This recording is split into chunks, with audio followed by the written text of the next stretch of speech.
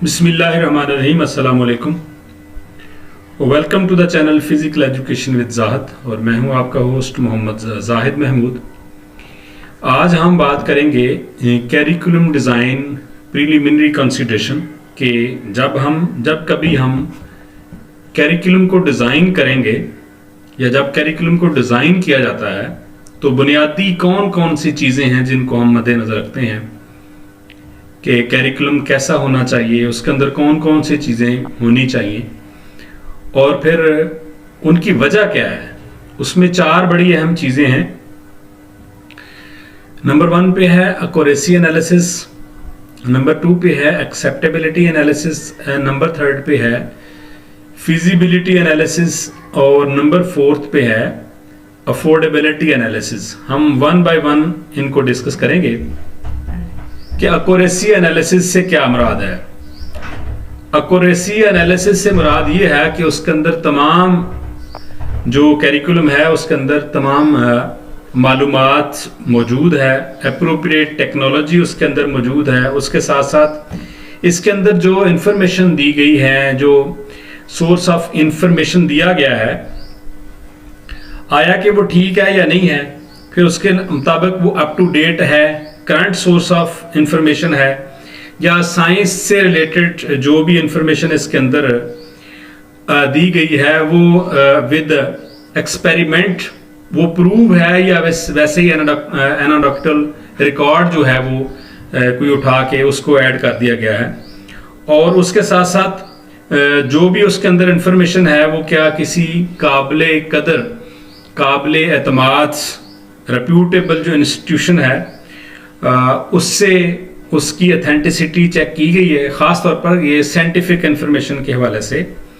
और उसके अंदर जो मटेरियल है वो सब्जेक्ट रिलेटेड है, एक्यूरेट है और आउटडेटेड तो नहीं है, यानी अप टू डेट है। और उसके साथ साथ उसके अंदर एक आप कह लें कि एनालिसिस चार्ट है जो इस चीज़ को डिस्क्राइब करता है कि इसके अंदर कोई गलती कोताही तो मौजूद नहीं है। उसके बाद आ जाता है जी एक्सेप्टेबिलिटी एनालिसिस। अगर हम एक्सेप्टेबिलिटी एनालिसिस की बात करें तो ये हमें मदद फ्राहम करता है कि हमारा जो कैरिकुलम है जो एप्रोप्रिएट है और जो कम्युनिटी के नॉर्म्स हैं, स्टेट के या लोकल पॉलिसीज जो हैं उनको मद्देनजर रखकर बनाया गया।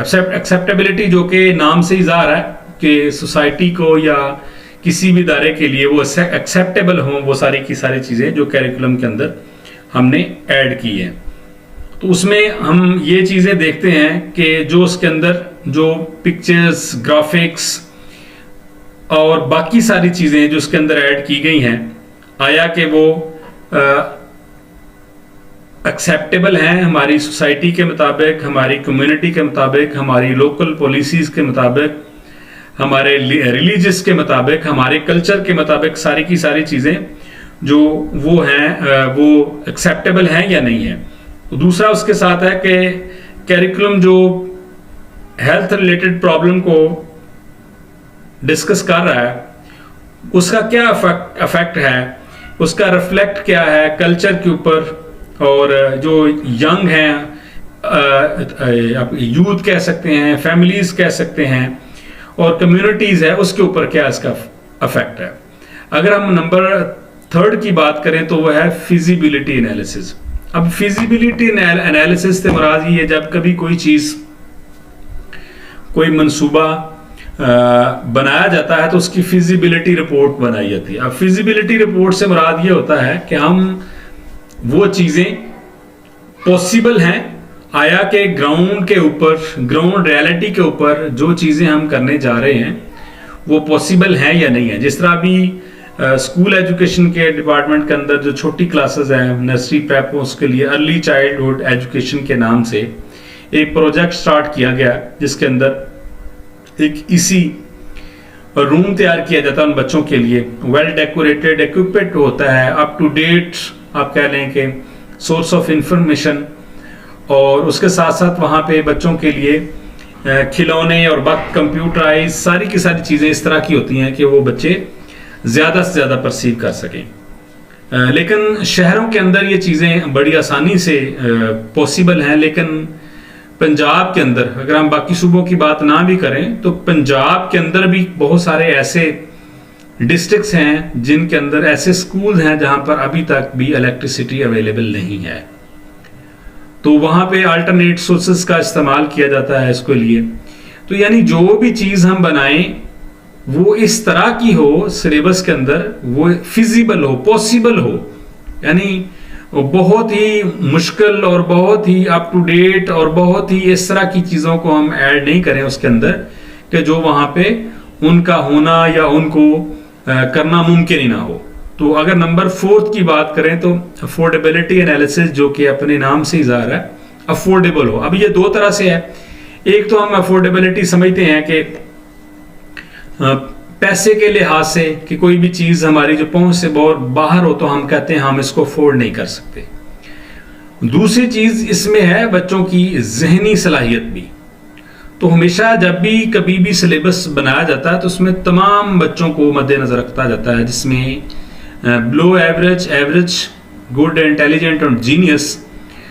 तो इस चीज़ का भी ख्याल रखा जाता है कि जो चीज़ हम जिस क्लास के अंदर, जिस कैरिकुलम के अंदर ऐड कर रहे हैं वो उस क्लास के बच्चे उसको अफोर्ड कर सकते हैं दोनों तरह से। एक तो मेंटली तौर पर उसको समझ सकते हैं या नहीं समझ सकते, या हम इतनी ज़्यादा मुश्किल चीज़ें और बहुत ज़्यादा डीपली चीज़ों को आप देखते हैं कि जब जो नर्सरी क्लास के अंदर एक लाइन होती है वो इंटरमीडिएट तक जाके एक पूरा चैप्टर बन जाता है।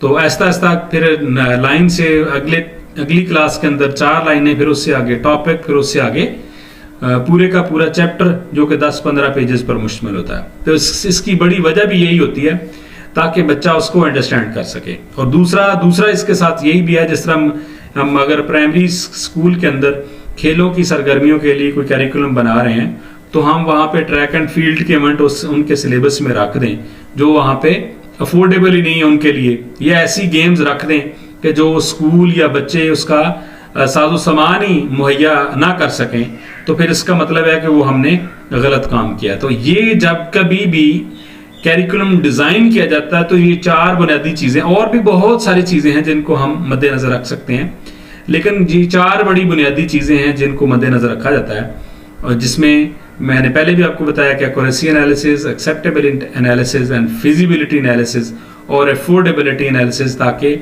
हर लिहाज से मुकम्मल और जामे जो आपका कैरिकुलम होगा उसमें बच्चों को वो किसी भी क्लास के हों उनको बहुत ज़्यादा सीखने का मौका मिलेगा। तो ये था आज का हमारा टॉपिक। कल इंशाल्लाह किसी और टॉपिक के साथ आपकी खिदमत में हाजिर होऊंगा। तब तक के लिए अल्लाह हाफिज़, अस्सलाम वालेकुम।